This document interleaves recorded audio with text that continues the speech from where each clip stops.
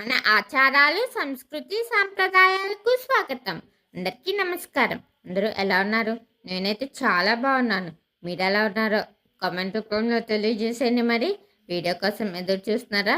వీడియోలోకి వచ్చేద్దామా? మరి ఒక్క ఉదయానికి బోలెడన్ని పేర్లున్నాయని మీకు తెలుసా?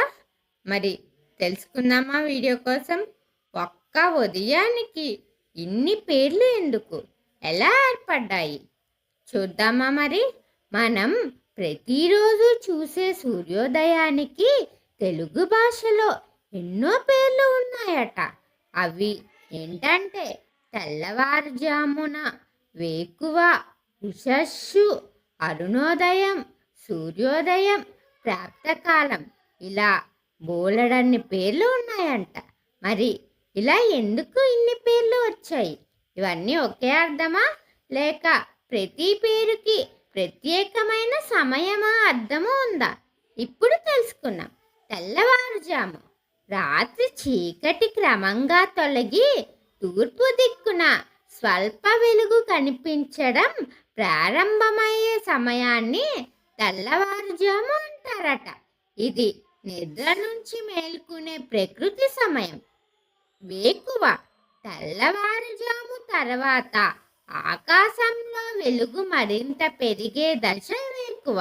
పక్షులు కిలకిల రావులు మొదలు పెడతాయి. రైతులు, యోగులు, విద్యార్థులు రోజును ప్రారంభించడానికి అనుకూలమైన సమయమట. ఉషస్సు, ఉషస్సు అనే పదం సంస్కృతం నుండి వచ్చిందట. సూర్యుడు ఉదయించడానికి ముందు ఆకాశం ఎరుపు, గులాబీ రంగులతో మెరవడం. ఉషస్సు వేదాలలో ఉషస్సు ఒక్క దేవతగా కూడా వర్ణించారట. అరుణోదయం, సూర్యుని రథసారథి అయిన అరుణుడి పేరు మీదుగా ఈ పేరు వచ్చిందట. సూర్యుడు కనిపించడానికి కాస్త ముందు ఆకాశం అరుణవర్ణంతో మెరిసే సమయాన్ని అరుణోదయం అని అంటారట. సూర్యోదయం, సూర్యుని మొదటి కిరణాలు భూమిపై పడుతూ సూర్యబింబం తూర్పు దిక్కున కనిపించే క్షణమే సూర్యోదయం. ఇది కొత్త రోజు ప్రారంభించడానికి సంకేతమట. ప్రాప్తకాలం, సూర్యోదయం తర్వాత నుంచి ఉదయం పనులు ప్రారంభమయ్యే సమయాన్ని ప్రాతకాలం అంటారు. పూజలు, ధ్యానం, వ్యాయామం, చదువుకు ఇది అత్యంత అనుకూలమైన సమయంగా భావిస్తారు. మరి ఒక్క ఉదయానికి ఎన్ని పేర్లున్నాయో చూసారా?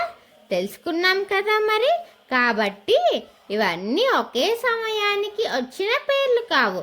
రాత్రి ముగిసి పగలు పూర్తిగా ప్రారంభమయ్యే వరకు జరిగే ప్రతి దశకు మన తెలుగు భాష ప్రత్యేకమైన పేరు ఇచ్చింది. అందుకే తెలుగు భాషను ప్రకృతిని అత్యంత సూక్ష్మంగా గమనించి పదాలను సృష్టించిన గొప్ప భాషగా భావిస్తారు. ఒక మంచి వీడియో తెలుసుకున్నాం కదా. మరి మరిన్ని వీడియోల కోసం ఎదురు చూస్తూ ఉండండి. మన ఆచారాలు, సంస్కృతి, సాంప్రదాయాలు వీటి మీద మీకు ఆసక్తిగా ఉంటే నా ఛానల్ని సబ్స్క్రైబ్ చేసి అలాగే పక్కనే ఉన్న బెల్ ఐకాన్ క్లిక్ చేయండి. నా వీడియోస్ని మీరు ఆదరించి లైక్, షేర్, కామెంట్ చేయండి. ఓం శ్రీ మాత్రే నమః.